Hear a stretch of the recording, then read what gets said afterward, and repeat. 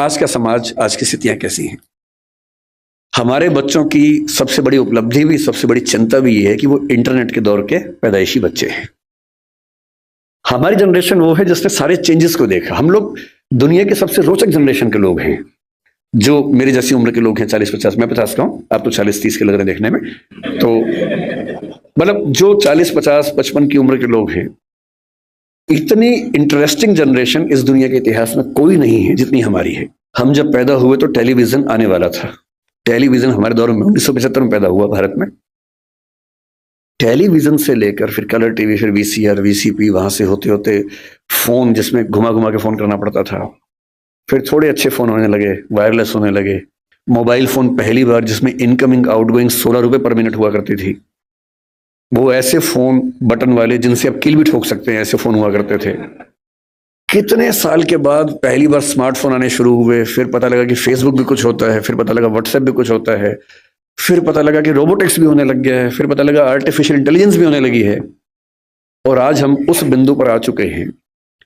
मुश्किल से 2 साल की बात है, मशीनें अंतिम रूप से इंसान को हराने वाली हैं, हर मामले में हराने वाली हैं। जो जो खुशफहमी हम सबको हैं वो सब खत्म होने वाली है बहुत जल्दी। मैक्सिमम 2 साल का समय है। अभी एआई आ गई है। जिस दिन एजीआई ठीक से आ गई, एजीआई का मतलब है आर्टिफिशियल जनरल इंटेलिजेंस, और एआई की दुनिया के सबसे बड़े धुरंधर सैम ऑल्टमैन ने कल ही एक इंटरव्यू दिया, कल या परसों में, और कहा है कि चैट जीपीटी 4, जिसको आप बहुत बड़ा समझ रहे हैं कि कमाल हो गया है, वो अगले 2 साल बाद हास्यास्पद मानी जाएगी। वो प्रिमिटिव किस्म की टेक्नोलॉजी है, इतनी हास्यास्पद मानी जाएगी कि इतना भद्दा काम भी क्या हमने किया था कभी। और आज हम चैट जीपीटी को देख के दंग रह जाते हैं। कुछ भी करना हो, फोटो बनानी हो, वीडियो बनाना हो, रिसर्च करनी हो, कुछ भी करना हो, आप चैट जीपीटी को ठीक से प्रॉम्प्ट दीजिए। मतलब मैंने कई बार ऐसा करके देखा। एक विषय पर रिसर्च करनी है, पहले मुझे दिन भर लगता था 24 घंटे रिसर्च करने में, अब 24 सेकंड लगते हैं। वो सब कुछ करके देता है। और आज से 2 साल बाद ये प्रिमिटिव होने वाला है, आदिम होने वाला है। उसके बाद तो पता नहीं क्या होगा। इस दौर में जो बच्चे पैदा हुए, जिनको जेन जी और पता नहीं क्या क्या हम बोलते हैं, जनरेशन जी है, जनरेशन वाई है, हर 5-7 साल में चेंज हो रही जनरेशन आजकल। ये किस दौर के बच्चे हैं? ये पैदा होते हैं जैसी माँ थोड़ी परेशान है, बाप परेशान है, खट से उसको मोबाइल फोन दे दिया, ये टेलीविजन पे लगा दिया कोई अच्छा सा टीवी चैनल जिसपे वो सब आ रहा है, राइम्स आ रही है, अच्छी अच्छी वीडियो के साथ आ रही है, कार्टून फिल्म आ रही है। और बच्चे को पता लग गया कि एक मेरा बाप है, एक मेरी माँ है, और एक इन दोनों से ज्यादा इंटरेस्टिंग एक और है, ये बड़ा सा, इसमें हमेशा बढ़िया चीजें आती हैं। ये तो कभी कभी गुस्सा करते हैं, ये वाला ज्यादा अच्छा है, तो टीवी पे ज्यादा उसको मजा आने लगता है। अब रात को सो रहे वहां तो टीवी भी नहीं है, तो फिर फोन दे दिया, फिर बच्चा फोन में। कई बच्चे आजकल ऐसे हैं जो किताब जब पहली बार देखते हैं, किताब पे ऐसे ऐसे करते हैं, क्योंकि वो जिस दौर के बच्चे हैं उनको अखबार पे, किताब पे, इतना ही नहीं, दीवार पे ऐसे करने लग जाते हैं, टेबल पे ऐसे करते हैं कि बड़ी क्यों नहीं हो रही टेबल, क्योंकि वो क्या करें, उसी दौर के बच्चे हैं। ये तो मजे की बात है कि अच्छा फोन है, माँ की चिंता कम, बाप की चिंता कम हो गई, फोन दिया, हम मस्त हो गए। लेकिन साथ में और क्या क्या आता है। इन बच्चों का खेलने का मन नहीं करता, क्योंकि इनके पास खेल से ज्यादा रोचक चीजें हैं। मुझे अच्छे से याद है कि हमने पहली बार 5वीं-6ठी क्लास में जाके ऊट पटांग चीजें पढ़नी देखनी शुरू की थी स्कूल में। पहले क्या है, पेरेंट्स हैं घर में, पेरेंट्स के होते हुए हिम्मत नहीं हो सकती, ना दिमाग में कुछ आता था। स्कूल गए, हर स्कूल में क्या होता है, एक आध बच्चा होता है जो नेता होता है क्लास का, जो कहीं कहीं से ज्ञान लेके आता है और सारे बच्चों में डिस्ट्रीब्यूट करता है कि भैया तुम तो बच्चे हो, तुम्हें नहीं पता दुनिया कैसे चल रही है, ये है असली चीजें। तो मुझे याद आता है कि शायद 6ठी-7वीं क्लास में पहली बार हमारी क्लास से एक छठा हुआ बच्चा था, कुछ किताब लाया था, कुछ फोटो वोटो थी उसमें ऊट पटांग सी, हम सब ने देखी, हम समझ भी नहीं पाए कि ये सब क्या है, पर ये हमें पता लगा कि इसको देखने से आदमी बड़ा माना जाता है, स्मार्ट माना जाता है। लेकिन तब भी क्या था कि एक रिसेस में एक कोने में जाके 2-3 लोग बैठ के देख रहे हैं, और जैसे टीचर दूसरी क्लास में भागे वापस। और इतना ही एक्सपोजर हमारा हुआ करता था। 12वीं क्लास हो गई, कॉलेज में आ गए, उसके बाद भी वैसा एक्सपोजर नहीं था कि आप बिगड़ने के लिए हमेशा तैयार हैं, ऐसा नहीं है। दुनिया बहुत कंट्रोल्ड किस्म की थी, रेगुलेटेड किस्म की थी। अब इंटरनेट की दुनिया है। आप जितने भी स्मार्ट माता पिता हों, आपके बच्चे आपसे ज्यादा स्मार्ट हैं। और अगर आपको लगता है कि आप इंटरनेट और मोबाइल और डिवाइसेस में उनका मुकाबला कर पाएंगे, तो आप बच्चे हैं, नहीं कर सकते, वो हमारे बस की बात नहीं है। संभव नहीं है। आप टाइप करते हैं मैसेज, एक एक उंगली ऐसे करते हैं, ऐसे करके आपको जैन टाइप करना है, जे, फिर देखा ए कहाँ, AIN, और वो फोन पे ऐसे टाइप करते हैं सामने देखते हुए, और गलत नहीं होता है, एक एक की सही दबाते हैं। आप उनसे मुकाबला करने का सोचते हैं, आपको प्लेटफॉर्म पता भी नहीं होंगे, वो उन प्लेटफॉर्म पे जाते हैं। 5 साल का बच्चा जब स्कूल जाने लगता है, उसी समय उसको पता लग जाता है कि क्या चीजें दुनिया में है, जो पहले पता लगती थी 15 के आसपास की उम्र में, 13 के आसपास की उम्र में।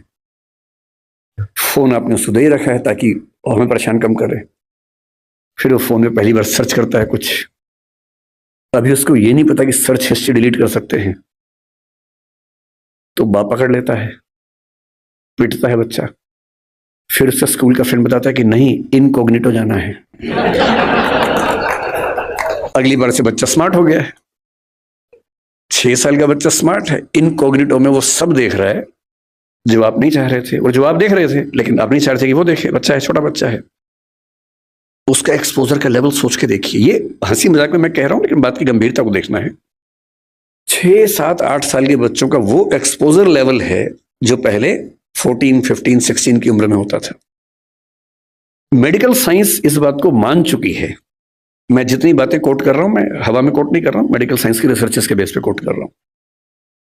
आपको आश्चर्य होगा, आज से 1 महीने पहले एक रिपोर्ट आई है, लगभग पूरी दुनिया में प्यूबर्टी की एज 1 साल कम हो गई है, जिसको टीनेज बोलते हैं कि 13 साल की उम्र में टीनेज आती है, बच्चियों को मासिक धर्म शुरू होता है। दुनिया भर में उसकी एज 1 साल कम हो गई है, और ये ऐसी नहीं हो गई है, ये एक्सपोजर से होती है। लड़के भी जल्दी मैच्योर हो रहे हैं। जो हरकतें 15, 16, 18 में ठीक लगती हैं, किसी बच्चे के मन में भाव आने चाहिए, 8, 9, 10 में वैसी बातें हो रही हैं। ये तो फिर भी छोटी बात है। इसके बाद जो होता है तो बच्चे ही, एक्सपोजर बहुत बड़ा मिल गया है। जब वो नेट पे जाते हैं, तो नेट पे जो पिशाच बैठे हुए हैं दुनिया भर में, जो साइबर ठग हैं, जो साइबर क्रिमिनल्स हैं, वो इसी ताक में है कि बच्चे मिल जाएं। उनको पता है कि बच्चे का मनोविज्ञान क्या है। वो हैकर्स हैं, वो हैक कर लेंगे कि उस बच्चे ने क्या क्या सर्च किया है, उसकी पूरी कुंडली खोल लेंगे कि बच्चे का इस समय मन कहाँ अटका हुआ है। अगर 9, 10, 11, 12 साल का कोई लड़का है जो कुछ ऐसे वीडियोस देख रहा था या इमेजेस देख रहा था, उसमें भी देख रहे हैं कि कैसी रेस, व्हाइट रेस उसको पसंद है, कि इंडियन तरह के लोग पसंद हैं, फिर उनकी तरफ से उसी रेस का वैसा ही सुंदर दिखने वाला व्यक्ति, फीमेल, और यदि कोई बच्ची है तो वो मेल, उससे इंटरेक्शन शुरू करेगा, उससे बातचीत होने लगेगी। धीरे धीरे उसको वो उलझाएगा अपनी बातों में। वो बच्चा तो माँ बाप से छुप के कर रहा है सब, माँ बाप को पता ही नहीं है। और फिर वो उस बच्चे को प्रलोभन बहुत बड़े बड़े मिलेंगे। आपको ये सब नहीं पता है तो पता होना चाहिए, बहुत बड़े रैकेट चल रहे हैं इस समय दुनिया में। 11-12 साल का एक लड़का अपने कमरे में लैपटॉप पे वीडियो चैट कर रहा है, शायद एक ऑस्ट्रेलियन लड़की से जिसकी उम्र 21, 22, 25 साल है, और वो उससे मीठी मीठी बातें कर रही है। और फिर वो उससे कह रही है कि देखो, तुम इतने सुंदर हो, मैं तुम्हें देखना चाहती हूं, तुम भी मुझे देखो। फिर वो अपने थोड़े से कपड़े उतारती है, उसको कहती है कि तुम भी ऐसा, वो तो प्रोफेशनल है, तुम भी ऐसा करो। और वो बच्चा जिसको कुछ नहीं पता कि ये दुनिया कैसी है, वो कुछ कर बैठता है, और ये पूरा वीडियो रिकॉर्ड हो रहा है। और जैसी ऐसी चीज होती है, उसके बाद खट से मैसेज आता है कि अगर 2 घंटे में इस अकाउंट में $500 जमा नहीं किए तो ये वीडियो क्लिप तुम्हारे पापा, मम्मी, तुम्हारा इंस्टा अकाउंट मेरे पास है, इंस्टा अकाउंट में जितने तुम्हारे फ्रेंड्स हैं उन सबके पास चला जाएगा, सबके ईमेल आईडी मेरे पास है। इसको बोलते हैं सेक्सटॉर्शन। और ये इस समय टीनेजर्स की दुनिया की सबसे बड़ी क्राइसिस है। बड़ी बात नहीं है कि हम में से किसी का बच्चा झेल चुका हो, बड़ी बात तब होगी जब उसने आपको बताया हो। और अगर आपको नहीं बताया है और आप इस खुशफहमी में कि ऐसा हमारे बच्चे को हो ही नहीं सकता, तो फिर कह रहा हूं कि हम इस बात से अनजान हैं कि हम किस स्थिति में हैं।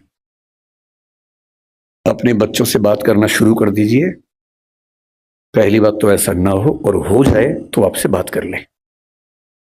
कई बच्चे झेल नहीं पाते, पैसा होता नहीं है, पैसा होता तो देते हैं, और $500 का मामला नहीं है, वो पहली बार का मामला है, उसके बाद फिर उतना मामला है, अगली बार फिर उतना मामला है। और ये ध्यान रखना है कि किसी बच्चे के साथ ये करने के लिए वीडियो रिकॉर्डिंग की जरूरत भी नहीं है। हम एआई के जमाने में हैं, डीप फेक से कुछ भी हो सकता है। किसी आर्टिफिशियल इंटेलिजेंस जो फोटोग्राफी बेस्ड ऐप है, सिर्फ इतना उसको कहना है कि ये फोटो है, सिंपल फोटो, स्कूल की फोटो, पासपोर्ट साइज फोटो, उसको देनी है और कहना है कि इस फोटो को एक ऐसी फोटो में तब्दील कर दो कि ब्लैकमेल किया जा सके। किसी के साथ भी हो सकता है। बस कल को कभी हम में से किसी का बच्चा हमसे ये कहे कि देखो पापा, देखो मम्मी, ये फोटो मेरी लग रही है पर मेरी है नहीं, तो उसको मारना पीटना नहीं है, भरोसा कर लेना है कि ऐसा हो सकता है। तकनीक इस लेवल पे है।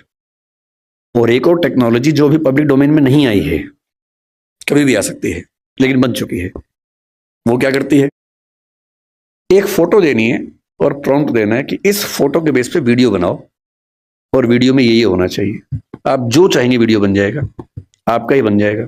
आप वो नहीं है, और आप क्या, इस दुनिया के बड़े बड़े टेक्निकल एक्सपर्ट्स नहीं बता पाएंगे कि ये वीडियो नकली है। इसको डीप फेक कहते हैं आजकल, डीप फेक। हमारे आपके बच्चे इस खतरे से गुजर रहे हैं, और ये आज नहीं तो कल हम सबके बच्चों को झेलना है। उन सबको समझाने की जरूरत है कि जब किसी से प्रेम भी करते हो, मान लीजिए आजकल बच्चों के प्रेम में क्या होता है, सबसे पहले पासवर्ड शेयर करते हैं कि तू मुझसे प्यार करती है, हाँ तो पासवर्ड दे, तू मुझसे प्यार करता है तो पासवर्ड दे। दोनों पासवर्ड देते हैं, फिर एक और आईडी बना लेते हैं अलग से, उसका पासवर्ड दे देते हैं। फिर उसके बाद भरोसा और कायम करना है। फिर रात को 2 बजे जब पेरेंट्स सो चुके हैं, फिर वीडियो कॉल करते हैं, भरोसा करती है, हाँ तो फिर कपड़े उतार, वीडियो कॉल पे। ये खेल शुरू हो जाता है। अपने बच्चों को समझाना है, दुनिया का कोई भी इंसान कितना भी भरोसेमंद हो, ऐसी गलती ना करे। लड़का हो तो वो भी ना करे, लड़की हो तो वो भी ना करे। और ये हमारी पीढ़ी निकल गई है, हमें नहीं पता कि ये भी खतरे होते हैं। हमारी पीढ़ी में ये सब खतरे थे ही नहीं, हमने कम से कम ये सब नहीं झेला। हमारी पीढ़ी में ये था कि गलती से आप कहीं हैं, नहा रहे हैं, किसी ने देख भी लिया, फोटो नहीं खींच सकता था। फोटो खींचने के लिए फोटोग्राफर बुलाना पड़ता था बाहर से। या तो हर आदमी फोन लेके घूम रहा है, और फोटो अगर खिंच गई, अगर आपको भी ऐसी मासूमियत आपके अंदर है कि मैंने फोटो खींच ली, मेरा फोन तो एयरप्लेन मोड पे है, मेरे फोन में ही है, बाहर तो गया ही नहीं, इसको बोलते हैं मासूमियत। अगर आपने फोन में फोटो खींच ली है और डिलीट कर दिया उसको, अगर आपको लगता है डिलीट हो गई, तो ये मासूमियत है। कोई सिंपल सा टेक्निकल एक्सपर्ट जो बहुत ज्यादा पढ़ा लिखा भी नहीं है, 2 मिनट में फोटो बाहर निकाल लेगा, कितनी भी डिलीट करते रहिए अपने फोन से।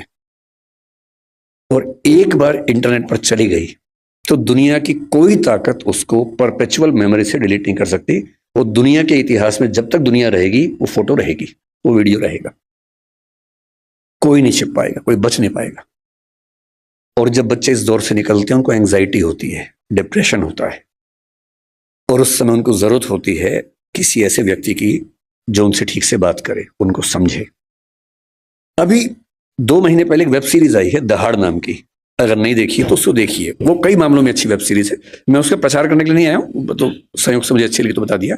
जो मैं कहना चाह रहा हूं उसमें क्या है, उसमें एक पुलिस का एसएचओ है, एसएचओ है या डीएसपी है शायद, एक अधिकारी है पुलिस का। उसी के जुरिसडिक्शन में एक स्कूल में उसका बेटा पढ़ता है, और स्कूल से कंप्लेंट आई, कुछ बच्चे एक मोबाइल फोन एक कमरे के अंदर देखते हुए पकड़े गए हैं।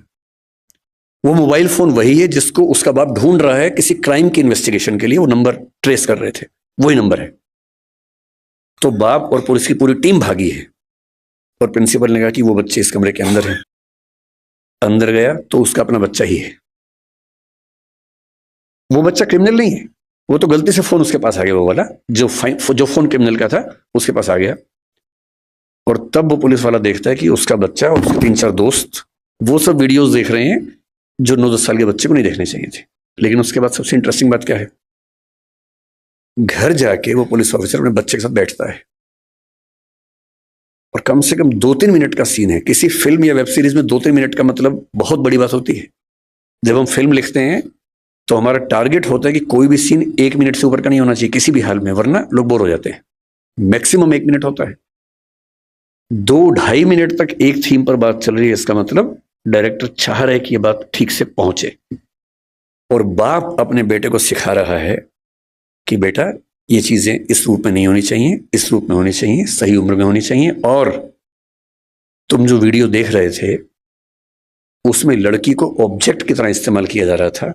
लड़कियां ऑब्जेक्ट नहीं होती हैं, इंसान होती हैं। तुम्हारी माँ, तुम्हारी बहन भी लड़की है। ध्यान रखना, जिससे प्रेम करो, जिससे शादी करो, वैसा ही सलूक करना जो चाहते हो कि तुम्हारी बहन के साथ भी हो। ये होती है बाप की जिम्मेदारी, ये होती है माँ की जिम्मेदारी कि जब बच्चे उस रास्ते पर जाए तो उनको थोड़ा समझाए कि क्या करने की जरूरत है।